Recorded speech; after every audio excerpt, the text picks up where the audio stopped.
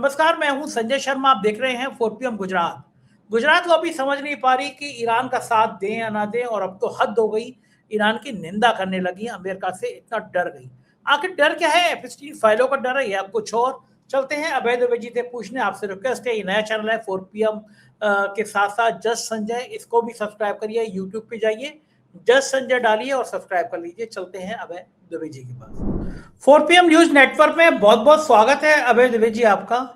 मुझे लगता है आप भी हमारे ज्योतिषी जो हैं राजीव नारायण शर्मा की तरह, आपकी भी भविष्यवाणियां सही होती हैं। आपको मतलब नहीं होता, आपको इंटरेस्ट नहीं है ना ज्योतिषी में, ना आप इन धार्मिक प्रक्रियाओं में भाग लेते हैं, और मुझे पता है कि आपको इन सब में इंटरेस्ट भी नहीं है, ना आप मानते हैं। लेकिन आपने कहा था शुरुआत में ही कि ईरान के चक्कर में अमेरिका निपट जाएगा, ट्रंप की कुर्सी खतरे में पड़ जाएगी।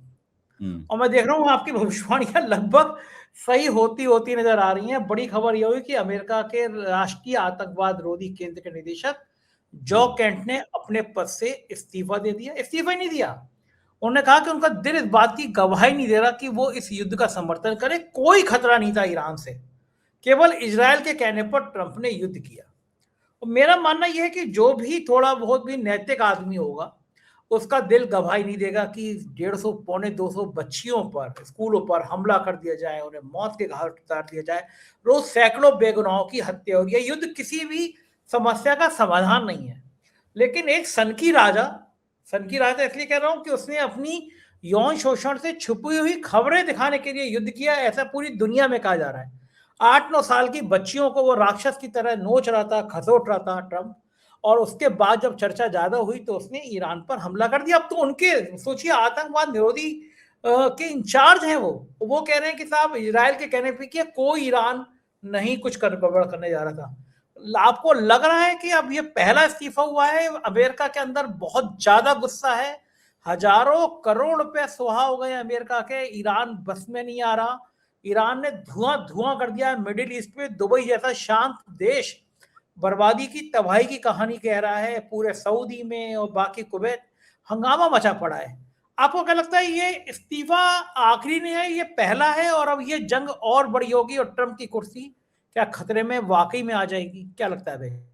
देखिए, जो केंट ने इस्तीफा दिया है वो नेशनल काउंटर टेररिज्म सेंटर के डायरेक्टर थे, और इन्हें खुद ट्रंप ने ही नियुक्त किया था। ट्रंप के पसंदीदा डायरेक्टर थे।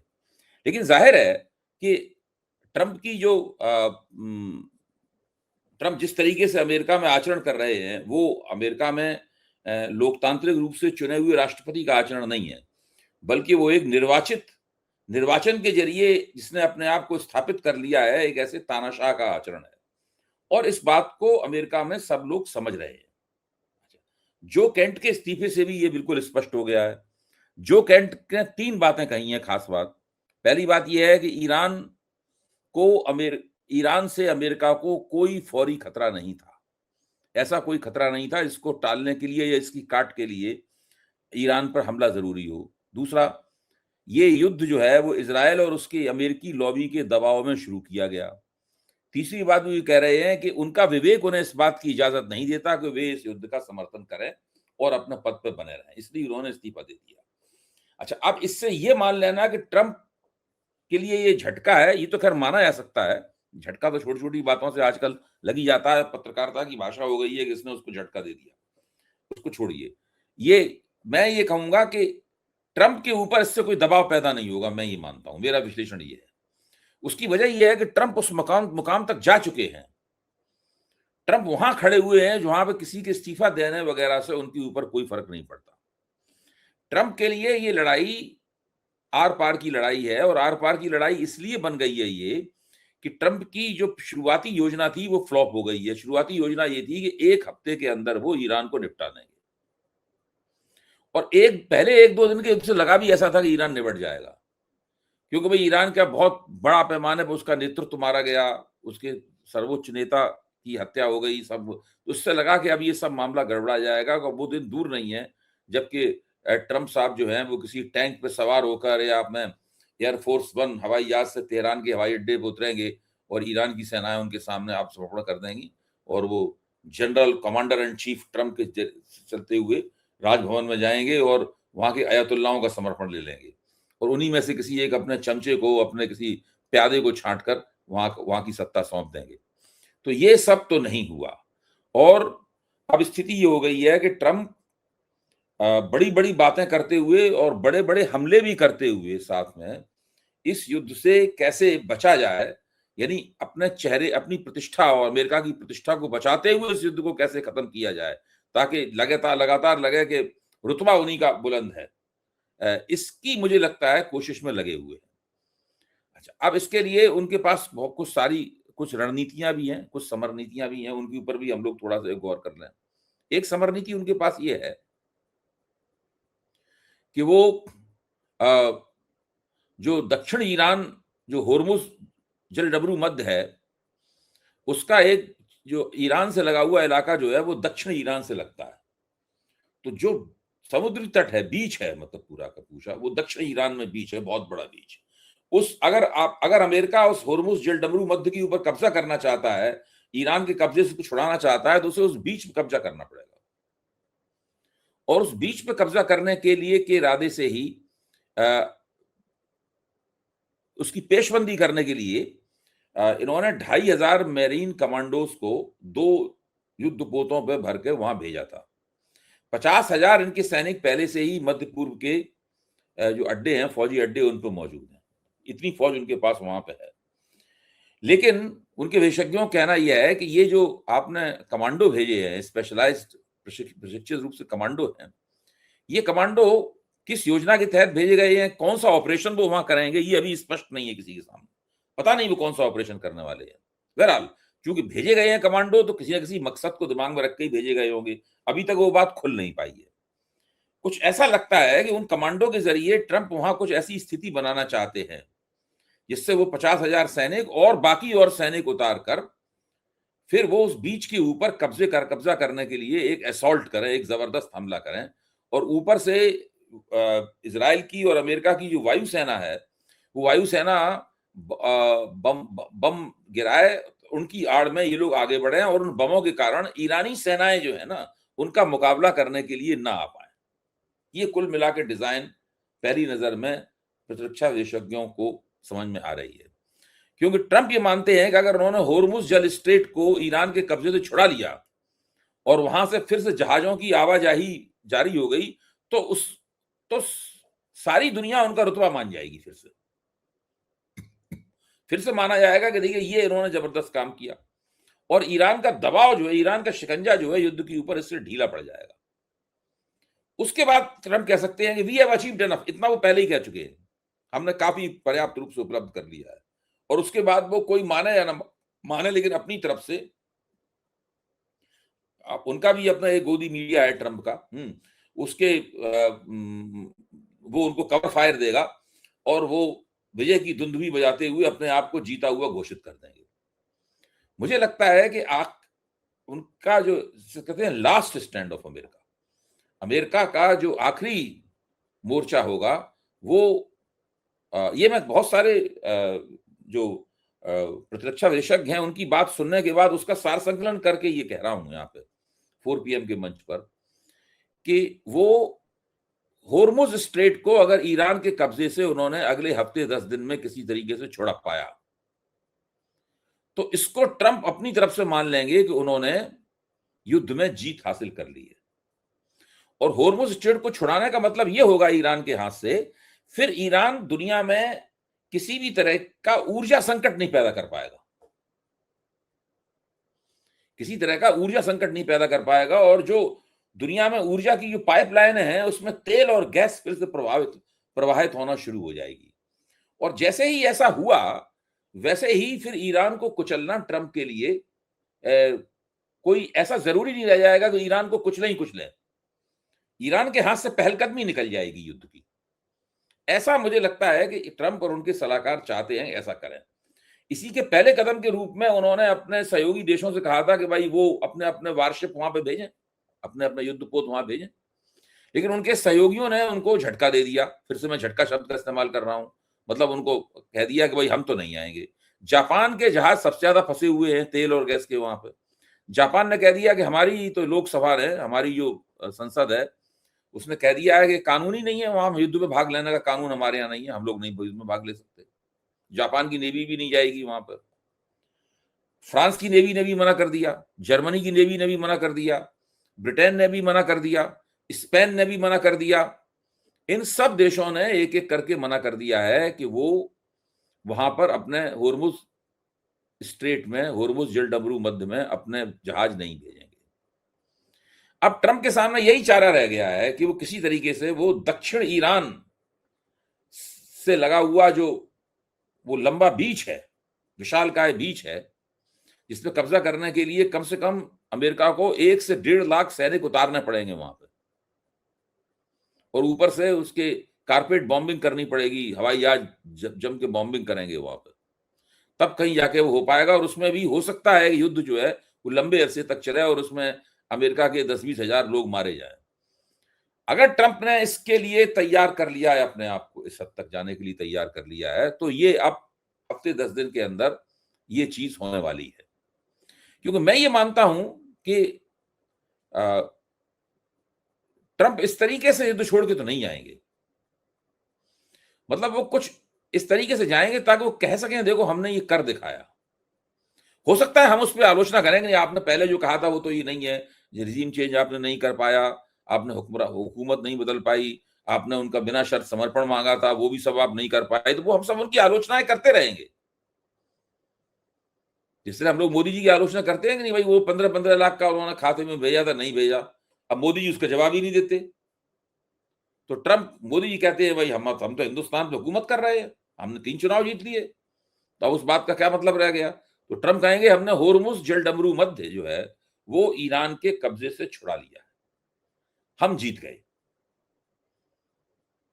और वो वास्तव में उसका एक मतलब तो ये भी होगा कि जो दुनिया का 20% तेल और 20% गैस वहीं से होकर गुजरती है, भारत का तो 50% तेल वहां से होकर गुजरता है।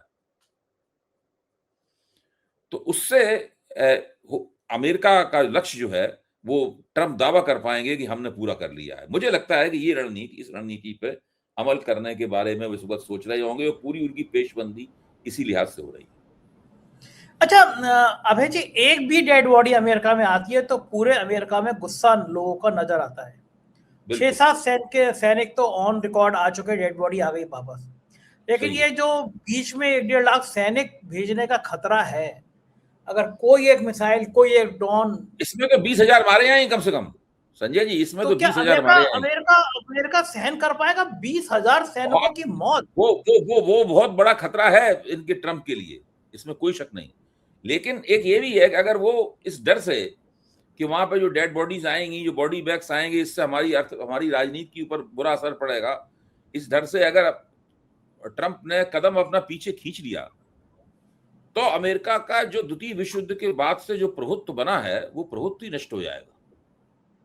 फिर अमेरिका की कौन सुनेगा?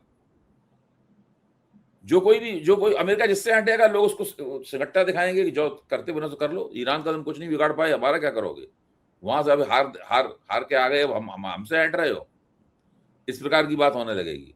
तो ट्रंप को कुछ ना कुछ तो करके दिखाना ही है।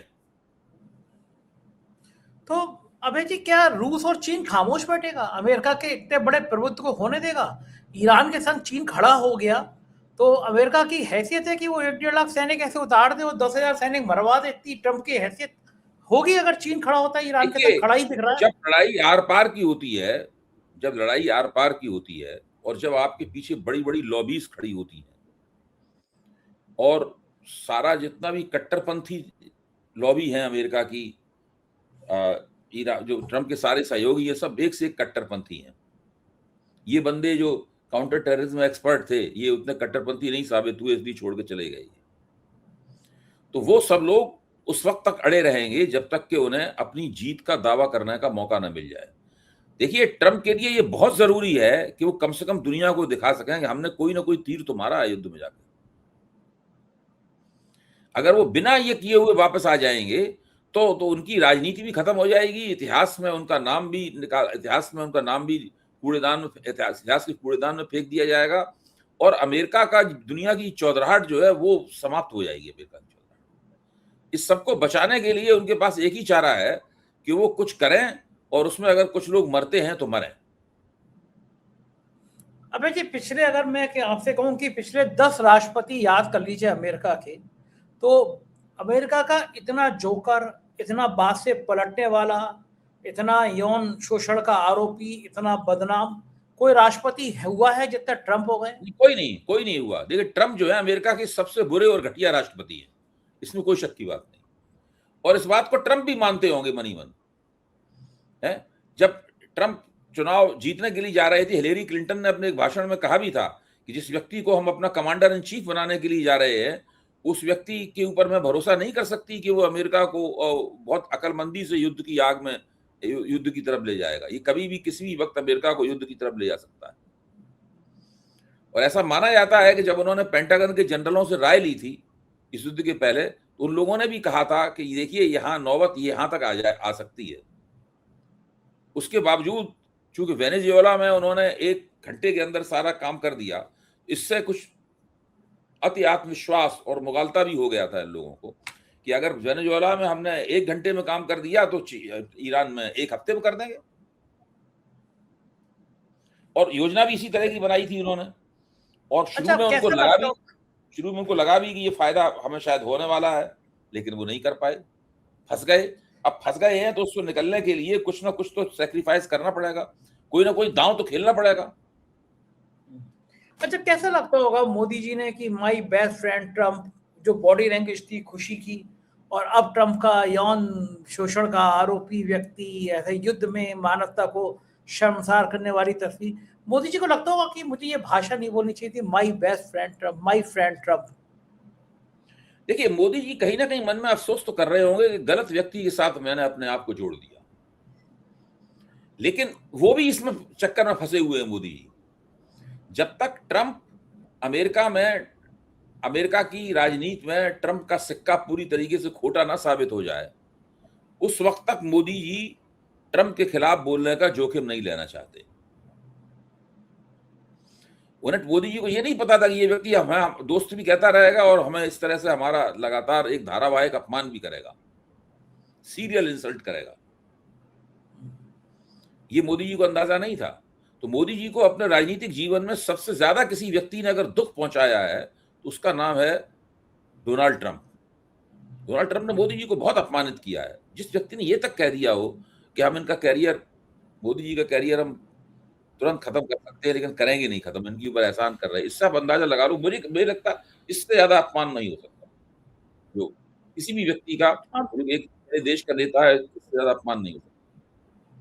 अच्छा, मुझे तो भारत सरकार का समझ नहीं आता। पाकिस्तान ने काबुल पर बड़ा भीषण हमला किया, बेगुनाह अस्पताल में लोग मारे गए, तुरंत निंदा हो गई साहब काबुल में हमले की, भारत ने निंदा की, करना भी चाहिए इस तरह के हमले की। लेकिन ईरान में इतनी बच्चियां मारी गई, आपको याद है कि प्राइम मिनिस्टर ने निंदा की हो, मोदी जी ने निंदा की हो? मिस्टर नहीं, भारत सरकार ने ईरान अपने बचाव में जो हमले कर रहा है उसकी निंदा की है। आप उल्टी बात कर रहे हैं।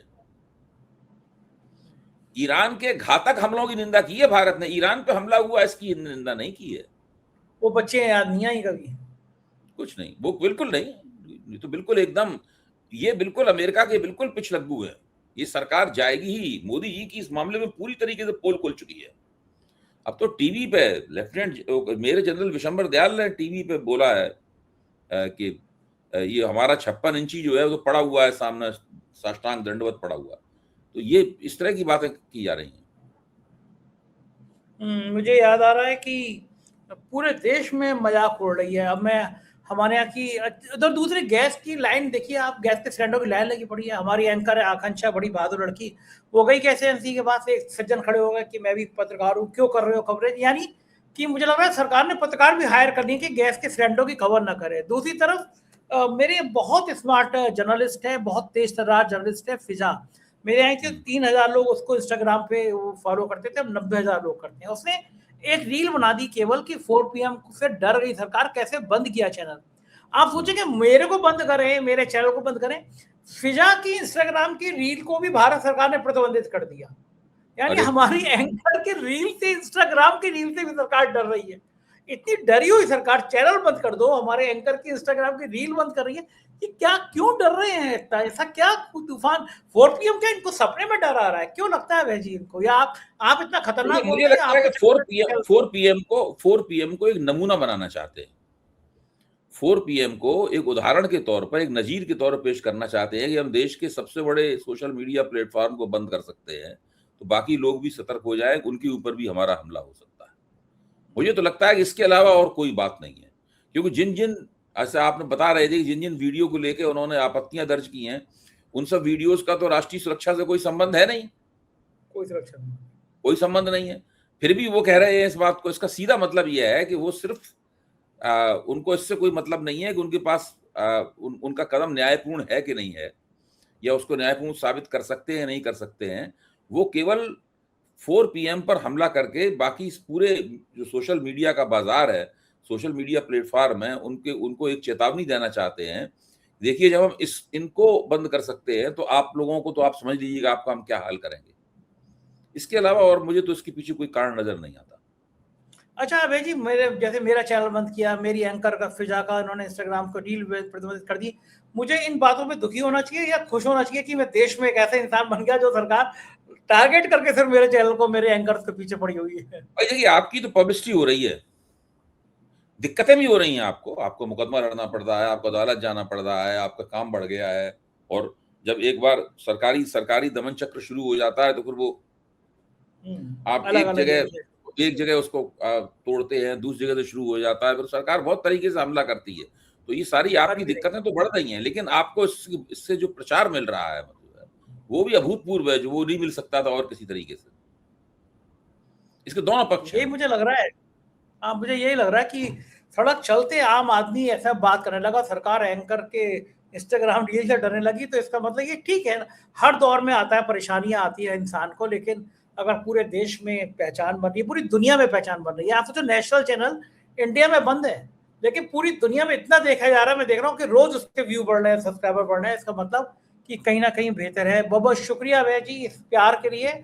आपका प्यार, आपका साथ, आपका भरोसा भी मुझे बहुत ताकत देता है कि एक इतना इंटेलेक्चुअल शख्स देश में, जिनकी पूरी दुनिया में पहचान है, आपको तो पूरी दुनिया सुनती है, मेरे साथ बातचीत करते हैं, तो ये भी मेरा हौसला बढ़ाने के लिए पर्याप्त है कि आप जैसे बड़े भाई मेरे साथ हैं। बहुत बहुत शुक्रिया अभय जी, थैंक यू। ये थे अभय दुबे जी और पूरी बातचीत आपने सुनी।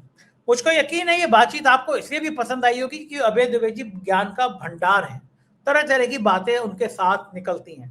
कैसी लगी बातचीत कमेंट जरूर करिएगा। शुक्रिया, थैंक यू।